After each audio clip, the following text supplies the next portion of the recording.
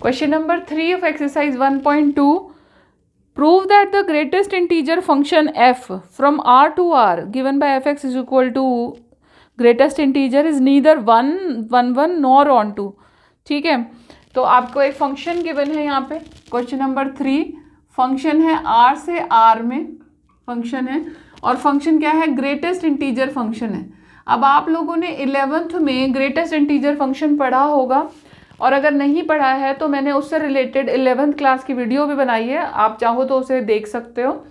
यहाँ पर greatest integer function का मतलब है वो फंक्शन जो कि जिसमें आप x की कोई भी वैल्यू होगी जो कि दो इंटीजर्स के बीच में बिलोंग करती है, उसे होल नंबर की वैल्यू प्रोवाइड करी जाती है. यानी कि अगर कोई नंबर 1 और 2 के बीच में बिलोंग करता है, 1 और 2 के बीच में, ठीक है, मान लीजिए x है नंबर 1 और 2 के बीच में बिलाई करता है, तो क्या क्या पॉसिबिलिटी है इसके पास में, 1.5, 1.2, 1.3, 1.45 एंड सो ऑन. लिमिटलेस है ये सारा, कितने भी नंबर्स आप ले सकते हो. इन सभी को x की कोई भी वैल्यू हो 1 से 2 के बीच में, रियल नंबर्स अनलिमिटेड होते हैं, कितनी भी वैल्यू उसकी हो सकती है, लेकिन उसकी जो फंक्शन है वो उसको अल्टीमेट वैल्यू क्या देगा, 2. वो उसको 2 की वैल्यू देगा. अगर वो नंबर 2 से थोड़ा सा छोटा है और 1 से थोड़ा सा बड़ा है तो उसे जो वैल्यू मिलेगी वो मिलेगी 2 की. इसे कहते हैं हम ग्रेटेस्ट इंटीजर फंक्शन, यानी कि वो नियरेस्ट जो उससे बड़ा, उसके सबसे नज़दीक जो इंटीजर है उसकी वैल्यू गेन कर लेगा. यहाँ पर अगर हम इसके बारे में बात करें तो पहली बात ये है कि जितने भी रियल नंबर्स हैं 1 से 2 के बीच में जो एग्जिस्ट कर रहे हैं, ये एक एग्जाम्पल है. बाकी किसी भी दो इंटीजर्स के बीच में जितने भी रियल नंबर्स एग्जिस्ट करते हैं, वो जो ग्रेटर वाला इंटीजर है उसकी वैल्यू गेन करते हैं. तो इतने सारे इंटीजर्स हैं, उन सबको एक ही वैल्यू मिलेगी, 2 ही मिलेगी. जो 1 और 2 के बीच में है, मैंने अभी लिखा 1.3 हो, 1.33 हो, 1.41 हो, 42 हो, कुछ भी 25 हो, इन सभी को क्या वैल्यू मिलेगी, इनको 2 मिलेगी वैल्यू. जो 1 से ऊपर है और 2 से छोटा है उसे 2 की वैल्यू मिलेगी. तो इसका मतलब ये 1 1 तो हो नहीं सकता. ये फंक्शन क्या है, इट्स नॉट 1 1. इसके लिए आप एक प्रॉपर स्टेटमेंट भी लिख सकते हो. एक प्रॉपर स्टेटमेंट आप इसको अपनी लैंग्वेज में बनाकर इस स्टेटमेंट को लिख सकते हो कि जो ग्रेटेस्ट इंटीजर फंक्शन है वो it always gains the greater integer, great value of greater integer, so many elements has the same image. ठीक है, more than one element has same image in greatest integer function. Greatest integer function, so it cannot be 1 1. ठीक है, ये 1 1 नहीं हो सकता. ये clear हो गई आपको बात कि जब हमने इस ग्रेटेस्ट इंटीजर फंक्शन किया तो 1 1 नहीं हो सकता. ठीक है, अब हमें क्या बताना था कि ऑन टू भी नहीं हो सकता, ये हमें बताना है. ऑन टू मतलब हमें शो करना है. तो ऑन टू क्यों नहीं हो सकता ये, क्योंकि जितने भी नंबर्स हैं, अब रियल नंबर्स हैं तो रियल नंबर्स की सबकी प्री इमेज तो एग्जिस्ट नहीं कर सकती, क्योंकि जो इसमें जितने भी नंबर्स हैं ऑन टू में क्या होगा कि जो कोडोमेन है उसमें तो सारे के सारे रियल नंबर्स ही है ना. लेकिन जो ग्रेटेस्ट इंटीजर फंक्शन है इसकी जो रेंज बनेगी वो क्या बनेगी, इंटीजर्स इसकी रेंज बनेगी. तो जो इसकी रेंज है वो क्या है, इंटीजर्स. ठीक है ना, z, इसकी रेंज क्या है, z है, क्योंकि ग्रेटेस्ट इंटीजर फंक्शन है. तो हम क्या कह सकते हैं, तो z क्या है, सबसेट है r का, है ना. तो दैट मीन्स जो रेंज है वो कोडोमेन के बराबर नहीं है.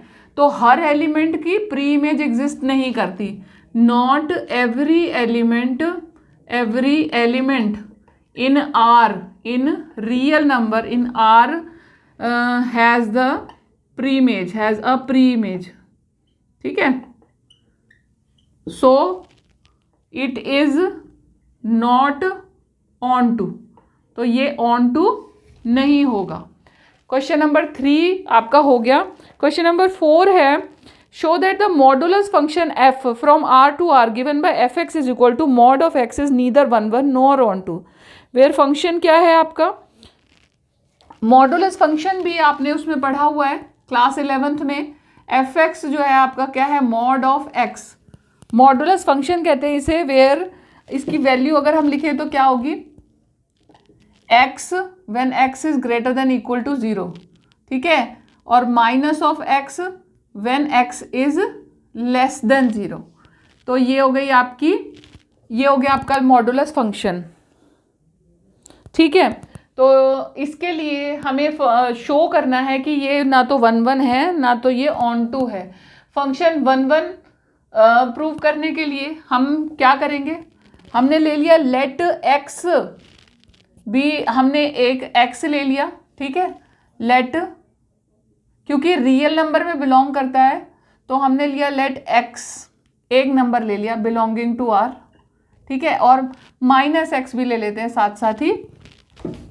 2 नंबर्स ले लिए हमने, x और minus of x belongs to R, ठीक है. अब मैंने लिखा fx, ये फंक्शन मैंने लिखा fx is equal to mod of x, ठीक है. इसके अकॉर्डिंग जो इन्होंने रूल बताया है उसके अकॉर्डिंग इसकी वैल्यू क्या आएगी, x आएगी, ठीक है. फिर मैंने लिखा f माइनस ऑफ x. अब ये माइनस ऑफ x है तो मैंने लिखा मॉड ऑफ माइनस x, है ना.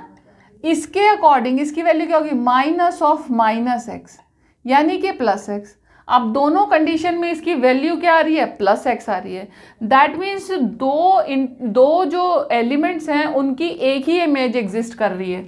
सो we can say that fx is equal to f minus of x, है ना. तो दैट इज नॉट 1 1, यानी कि ये फंक्शन जो है वो 1 1 नहीं है. अब हमें प्रूव करना है onto, function onto नहीं है, ये प्रूव करना है हमें.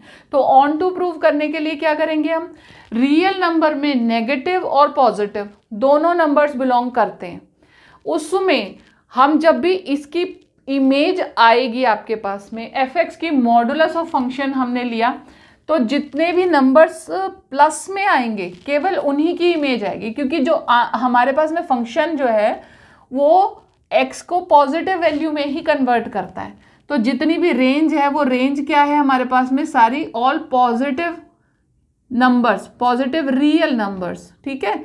ये हमारी रेंज है, इसकी रेंज जो है वो हमारी ऑल पॉजिटिव नंबर्स है. तो पॉजिटिव रियल नंबर्स हमारी रेंज है, नेगेटिव रियल नंबर्स का कहीं कोई इसमें कनेक्शन नहीं है. तो हमारे पास में हम क्या कह सकते हैं कि all negative real numbers have no pre image, so function is onto is not onto.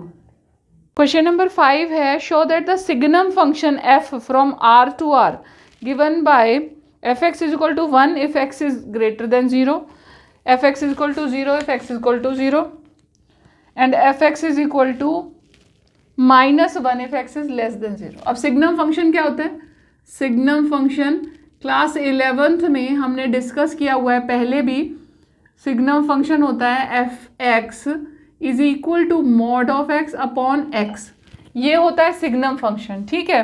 Function आपका रियल नंबर से रियल नंबर में ही होगा, f R to R है, और डिफाइन कैसे किया हुआ है इन्होंने यहाँ पे, फंक्शन इज की value 1 whenever x is greater than 0, 0 when x is equal to 0 and -1 when x is less than 0. तीनों कंडीशंस आपके पास में गिवन है. हमें शो करना है कि फंक्शन जो है वो 1 1 और ऑन टू नहीं है. तो अब सबसे पहली बात कि 1 1 शो करने के लिए हमें ये प्रूव करना है कि डिस्टिंक्ट इमेज होनी चाहिए। अब मैं अगर दो नंबर्स लेती हूँ, let x1 x2 belongs to R, मैंने रियल नंबर में दो नंबर्स ले लिए, x1 दो एलिमेंट्स ले लिए x1 और x2, and such that x1 is not equal to x2। ठीक है, दो डिस्टिंक्ट एलिमेंट्स ले लिए।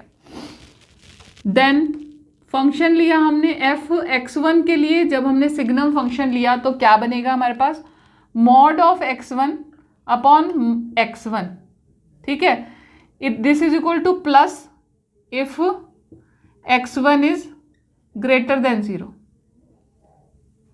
हमने मान लेते हैं, हम यहाँ पर मान भी लेते हैं x1 x2 दोनों 0 से बड़े हैं, पॉजिटिव नंबर्स हैं। ठीक है, तो ये हमारे पास में आ गई वैल्यू 1। फिर हमने किया F x2 mod of x2 upon x2। पहले उन्होंने क्लियर बताया है कि जो फंक्शन है वो सिग्नम फंक्शन है। अगर हम ये वैल्यू नहीं भी अप्लाई करते, मान लीजिए हम ये जो इसका हमने फॉर्मूला लिखा है वो हम नहीं भी लिखे, तो जो हमें गिवन है हम केवल उसी के अकॉर्डिंग काम करेंगे। इसकी वैल्यू भी 1 I if x2 is positive. ठीक है, अगर मैं इसको हटा दूं, मान लीजिए मैं इसको हटा देती हूँ, जो हमें गिवन है उसके अकॉर्डिंग भी हमारे पास यही वैल्यू आनी है, वो डायरेक्ट ही आ जाएगी, क्योंकि हमने x1 और x2 दोनों को पॉजिटिव लिया, तो इसके अकॉर्डिंग दोनों की वैल्यू 1 आई।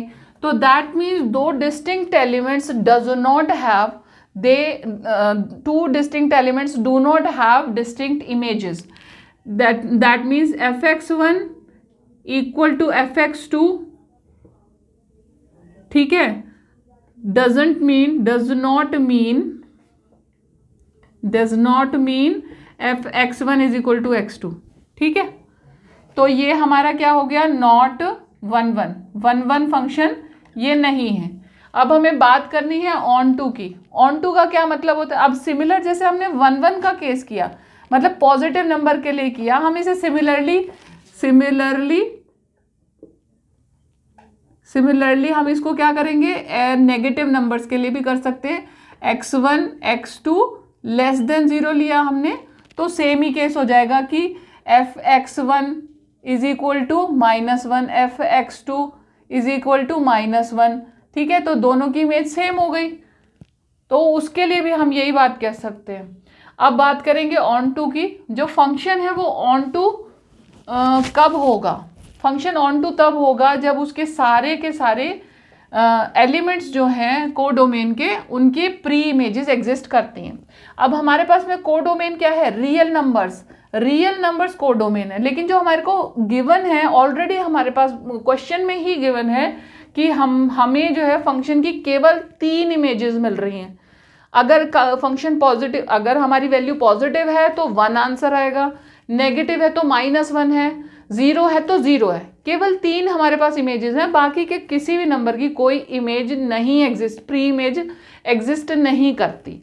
तो दैट मीन्स ये फंक्शन नॉट ऑन टू है। इसके लिए आप स्टेटमेंट लिख सकते हो,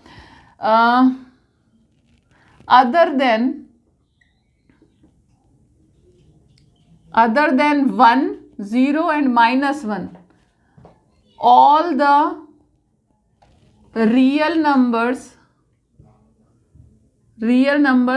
do not have any pre-images,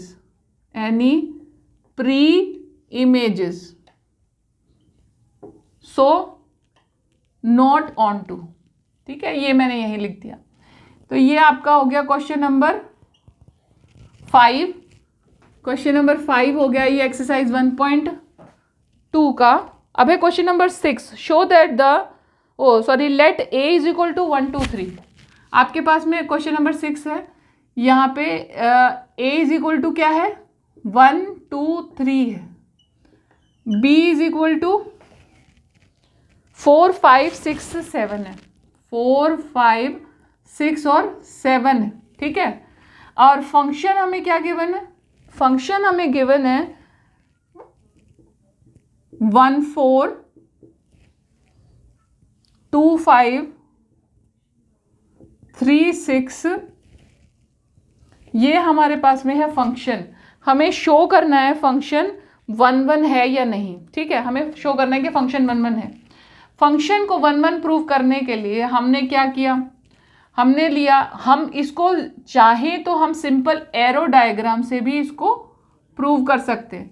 अगर हम चाहें तो सिंपल एरो डायग्राम बनाया हमने, इसके यहाँ पर ये आया हमारे पास में A और ये हुआ B, ठीक है। A के कंटेंट क्या है, 1 2 3 और B के लिए है 4 5 और 6।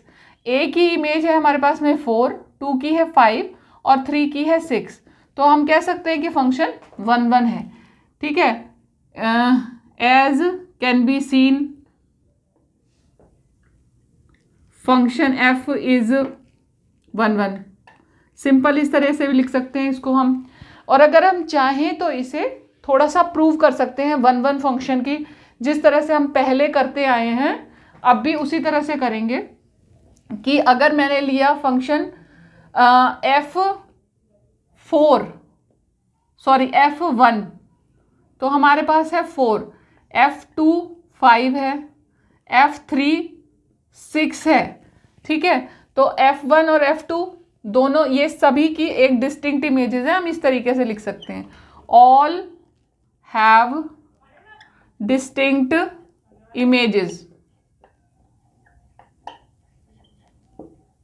इमेजेस सो 1 1 फंक्शन।